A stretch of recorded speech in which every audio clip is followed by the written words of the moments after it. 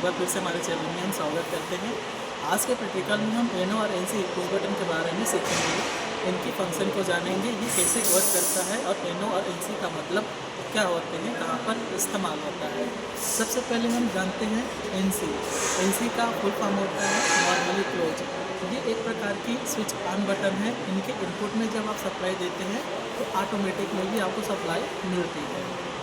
और एनो push button, एनो का मतलब होता है नॉर्मली ओपन। ये एक ओपन स्विच के रूप में वर्क करती है। इनके इनपुट में सप्लाई देते हैं तो आउटपुट में भी सप्लाई नहीं मिलती जब तक कि हम इसे प्रेस ना कर ले। चलिए अब हम देखते हैं पुश बटन को। ये हमारी एनो और एनसी पुश बटन है।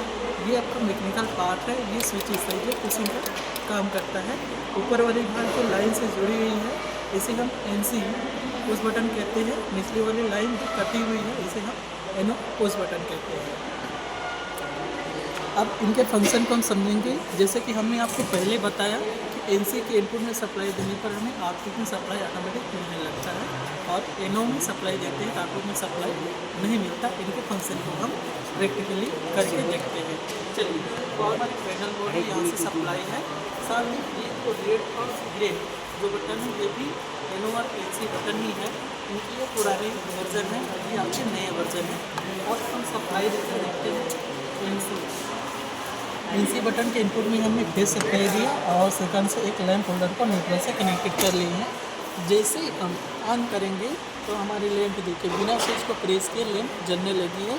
तो ये आपके एनसी बटन हुए। इनपुट में सप्लाई देने पर हमें आउटपुट में सप्लाई मिलने लगती है।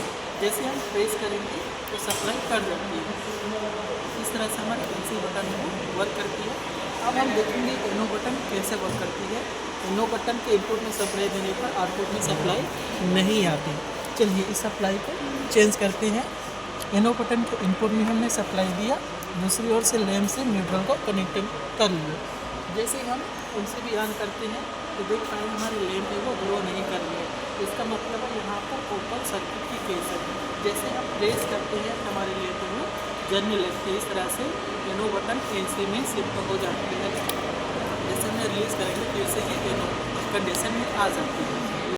चलिए इस तरह से आपने देखा एनसी और एनो बटन की फंक्शन।